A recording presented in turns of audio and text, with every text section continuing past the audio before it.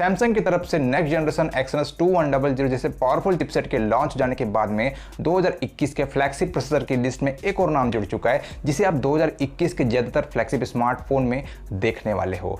Exynos 2100 अब Snapdragon 888, Kiren 9000, Apple A14 bionic chipset के group में शामिल हो चुका है। ये चारों के चारों चिपसेट अपने अपने ब्रांड्स को लीड करते हैं चिपसेट की दुनिया में। तो चलिए एक नहीं, दो नहीं, तीन नहीं, चारों के चारों चिपसेट को कंपेयर करते हैं और आपको बताते हैं कि क्या क्या डिफरेंसेस मिल जाते हैं और क्या क्या सिमिलरिटीज मिल जाती है। Let's take a look. लेकिन उससे पहले अगर आप इस चैनल पर नए आए हो, चैनल को सब्सक्राइब नहीं किया तो सब्सक्राइब करके बेल आइकन को प्रेस कर दीजिएगा और इस वीडियो को लाइक कर दीजिएगा। चलिए वीडियो पे आगे बढ़ते हैं। You are watching my YouTube channel Tech Explain. चलिए जानते हैं कुछ बढ़िया। आर्किटेक्चर की बात करूं, चारों में आपको 64 बिट आर्किटेक्चर देखने को मिल जाता है, जबकि A14 बायोनिक अपने 2+4 के कोर डिस्ट्रीब्यूशन के साथ में आता है, जबकि तीन जो बाकी चिपसेट है वहां पे आपको 1+3+4 का कोर डिस्ट्रीब्यूशन देखने को मिल जाता है।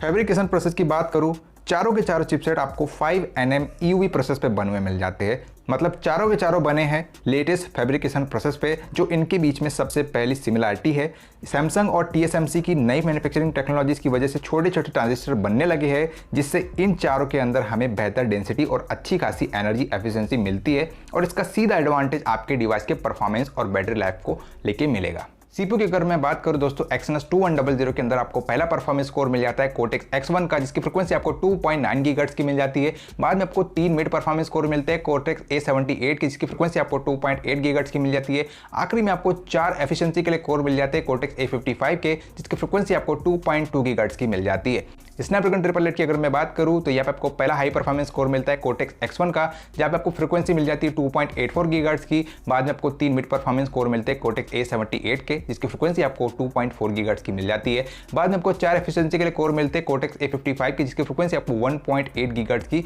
मिल जाती है। किरिन 9000 की अगर मैं बात करूं, यहाँ पे आपको पहला हाई परफॉर्मेंस कोर मिल जाता है Cortex A77 का, जिसकी फ्रीक्वेंसी आपको 3.13 गीगाहर्ट्ज की मिल जाती है।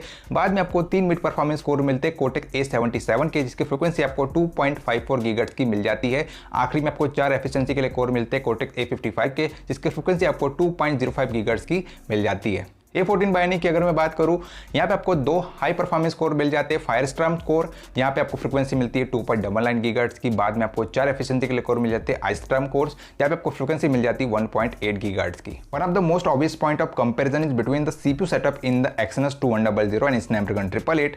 दोनों में आपको ARM CXE प्रोग्राम वाले कोर्स मिल जाते हैं, जिसमें से सबसे पहला कोर तो पावर हाउस परफॉर्मेंस कोर है दोस्तों, which is Cortex X1 CPU core. दोनों का CPU स्ट्रक्चर सेम मिल जाता है, लेकिन दोनों की CPU फ्रीक्वेंसी में बहुत बड़ा डिफरेंस देखने को मिल जाता है। तो इनमें ऑब्वियसली Exynos 2100 बेहतर मिलेगा।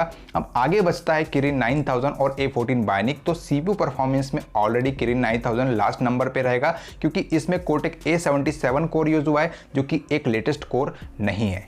रही बात A14 बायोनिक की, तो एप्पल का हार्डवेयर डिपार्टमेंट लीजेंड कैटेगरी का है। आई मीन 2 ही हाई परफॉर्मेंस फायरस्ट्रॉम कोर्स मिलते हैं, लेकिन इनका भी एप्पल फुल पोटेंशियल यूज करता है बेहतर परफॉर्मेंस देने के लिए। तो उस हिसाब से ये कंफर्म है, आपको CPU performance Apple A14 bionic का बेहतर मिलने वाला है। GPU की बात करूं, Exynos 2100 के अंदर ARM Mali G78 MP14 वाला GPU मिलता है, जो कि 14 कोर वाला GPU है। स्नैपड्रैगन 888 के अंदर Adreno 660 दिया गया है।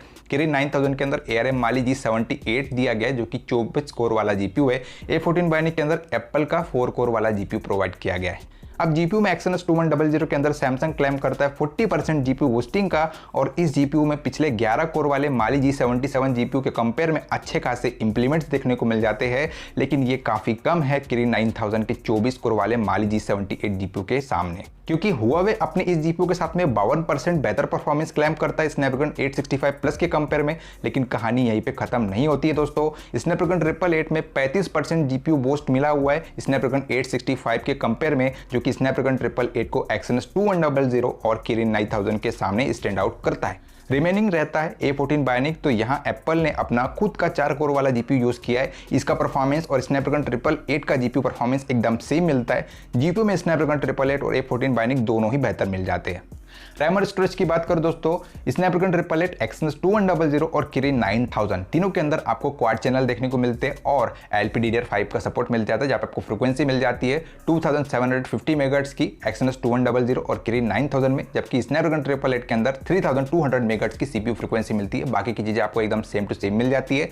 A14 बायोनिक की अगर मैं बात करूँ तो वहाँ पे आपको डुअल चैनल मिल जाते हैं, LPDDR5 का सपोर्ट मिल जाता है, 2750 मेगाहर्ट्ज की फ्रीक्वेंसी मिल जाती है और रैम जो मेमोरी डेंसिटी है है वो फिलहाल अभी पता नहीं है। और यहाँ पे आपको NVMe का स्टोरेज देखने को मिल जाता है। रैम और स्टोरेज की अगर हम लोग बात करते तो ऑब्वियसली 3200 मेगाहर्ट्ज की रैम फ्रीक्वेंसी के साथ में स्नैपड्रैगन 888 यहाँ पे बेहतर मिलेगा in terms of RAM support, लेकिन स्टोरेज सपोर्ट में कहने की जरूरत नहीं है। एप्पल का NVMe स्टोरेज काफी हाई एंड लेवल का स्टोरेज है इन चारों में, लेकिन ओवरऑल इसमें स्नैपड्रैगन 888 ही बेहतर मिलने वाला है। कैमरा सपोर्ट की बात करते हैं, Exynos 2100 के अंदर single camera support up to 200 MP तक का मिल जाता है और 32+32 MP के डुअल कैमरा का सपोर्ट मिल जाता है। स्नैपड्रैगन 888 की अगर मैं बात करूं तो ये आपको अप टू 200 MP तक के सिंगल कैमरा का सपोर्ट मिल जाता है और 64+25 MP के डुअल कैमरा का सपोर्ट मिल जाता है। साथ ही आपको 28 MP के ट्रिपल कैमरा का सपोर्ट भी मिलता है। Kirin 9000 की अगर मैं बात करूं, यहाँ पे आपको अप टू 108 MP तक के सिंगल कैमरा का सपोर्ट मिलता है और 40+24 MP के डुअल कैमरा का सपोर्ट मिलता है। A14 Bionic की अगर मैं बात करूं तो यहाँ पे आपको अप टू 12 MP तक के सिंगल कैमरा का सपोर्ट मिलता है और 12 MP+12 MP के डुअल कैमरा का सपोर्ट मिल जाता है। कैमरा के सेक्टर में यहाँ दो चिपसेट ऐसे हैं जो सिंगल कैमरास में एक बेटर रेजोल्यूशन वाला सपोर्ट देते हैं, लेकिन जब बात आती है डुअल कैमरा सपोर्ट और ट्रिपल कैमरा सपोर्ट की तो इन चारों में स्नैपड्रैगन 888 ही बेहतर निकल के सामने आता है।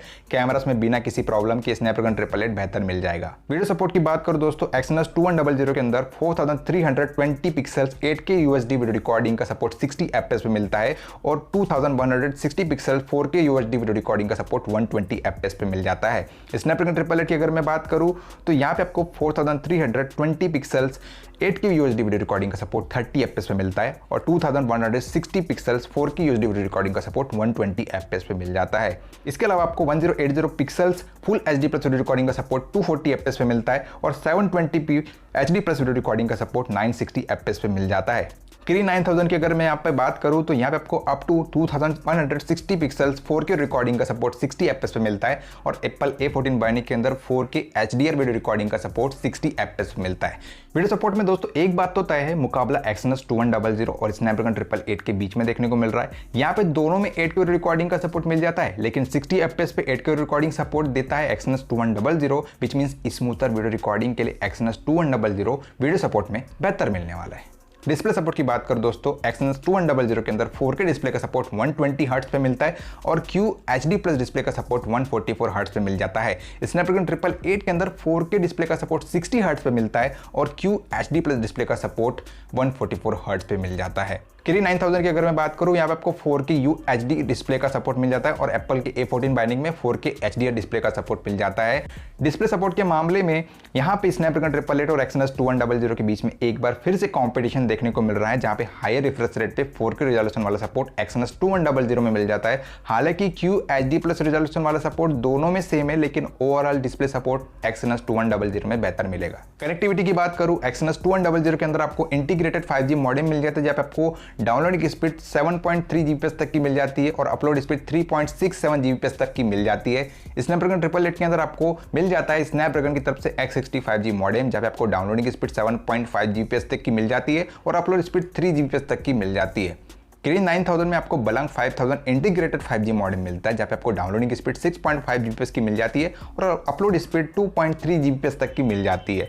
A14 Bionic की अगर मैं बात करूँ तो यहाँ पे आपको स्नैपड्रैगन की तरफ से X55 5G मॉडेम देखने को मिलता है, जो कि एक एक्सटर्नल 5G मॉडेम है। यहाँ पे आपको डाउनलोडिंग की स्पीड 7.5 Gbps की मिलती है और अपलोड स्पीड 3 Gbps तक की देखने को मिल जाती है। कनेक्टिविटी में हम Kirin 9000 और Exynos 2100 को थोड़ा एक साइड में कर देते हैं और बात करते एप्पल के A14 Bionic और स्नैपड्रैगन 888 की, जहाँ पे एप्पल ने Qualcomm का ही 5G मॉडेम अपने चिपसेट के अंदर यूज किया है, लेकिन ये वाला मॉडेम एक्चुअल में एक्सटर्नल 5G मॉडेम है और स्नैपड्रैगन 888 में यूज हुआ है इंटीग्रेटेड 5G मॉडेम। और आप सभी को पता है कि integrated modem is better than external 5G modem, that's why connectivity में स्नैपड्रैगन 888 बेहतर मिलने वाला है। एंटूटू बेंचमार्क की बात करूं, Exynos 2100 के एंटूटू बेंचमार्क फिलहाल बाहर निकल के नहीं आए हैं। स्नैपड्रैगन 888 की अगर मैं बात करूं, यहाँ पे इसने स्कोर किया है 7,35,439।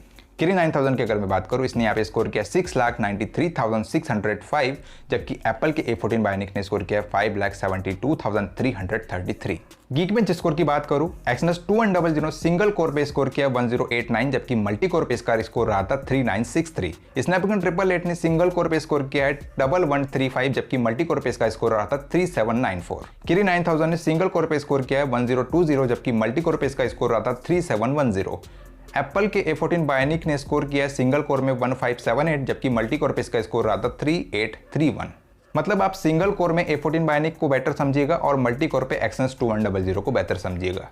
चलो दोस्तों, बात कर लेते हैं कंक्लूजन की। दोस्तों, इतनी सारी बात करने के बाद में हम लोग इस कंक्लूजन पे पहुंचे हैं, CPU परफॉर्मेंस तो आपको A14 बायोनिक का ही बेटर मिलेगा, क्योंकि एप्पल के हार्डवेयर की बराबरी करना तो काफ़ी मुश्किल काम है दोस्तों। और वैसे भी अगर हम लोग GPU की बात करते हैं तो वहाँ पे भी एप्पल का A14 बायोनिक चिपसेट लीड कर रहा है। यहाँ पे एप्पल का 4 कोर GPU यूज़ हुआ है और काफ़ी तगड़ा GPU है ये। अपार्ट फ्रॉम दिस, इसका जो स्टोरेज मैनेजमेंट है वो भी काफ़ी अच्छा सा मिल जाता है। Geekbench पे इसका सिंगल कोर स्कोर भी काफ़ी बढ़िया सा मिल गया है। वही अगर हम लोग बात करते हैं स्नैपड्रैगन 888 की, तो वहाँ पे आपको बेटर कैमरास का सपोर्ट प्रोवाइड किया जा रहा है। बेटर Antutu स्कोर निकल के सामने है, जैसे कि आपने अभी देखा है। वैसे Exynos 2100 के स्कोर आने तक हमें थोड़ा सा वेट करना पड़ेगा। इसके अलावा आपको यहाँ पे कनेक्टिविटी में भी काफ़ी बेटर इंप्रूवमेंट्स देखने को मिल जाते हैं। वही अगर हम लोग Exynos 2100 की बात करें तो वहाँ पे आपको वीडियो का सपोर्ट बेटर मिल जाता है, डिस्प्ले का सपोर्ट बेटर मिल जाता है, और इसके अलावा इसने Geekbench में मल्टी कोर पे काफ़ी अच्छा स्कोर किया है। लेकिन हम लोग अगर फाइनल चीज़ों की बात करते हैं कौन सा बेटर है इनमें से,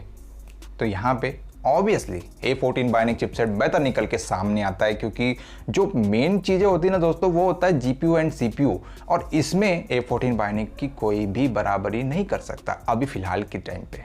लेकिन आप बताइएगा, कमेंट बॉक्स खुला है आपके लिए, आपको क्या लगता है A14 बायोनिक चिपसेट बेटर रहेगा, Exynos 2100 बेटर रहेगा, या फिर स्नैपड्रैगन 888? क्योंकि Kirin 9000 तो इस कंपैरिजन से लगभग बाहर हो चुका है। 3 चिपसेट के बीच में कंपैरिजन है। मैंने आपको बताया A14 बायोनिक चिपसेट बेटर है। आप बताइए कमेंट बॉक्स में कमेंट करके कि आपके सबसे कौन सा चिपसेट बेहतर निकल के सामने आ गया। वीडियो अगर थोड़ी सी भी इन्फॉर्मेटिव लगी हुई तो इस वीडियो को लाइक कर देना, चैनल पे नए आए हो चैनल को सब्सक्राइब कर देना, क्योंकि इस तरीके की डेली टेक वीडियोस आपको इस चैनल पे डेली बेसिस पे मिलती है। तो फिलहाल मिलेंगे अपने अगले टेक वीडियो में, तब तक के लिए बाय।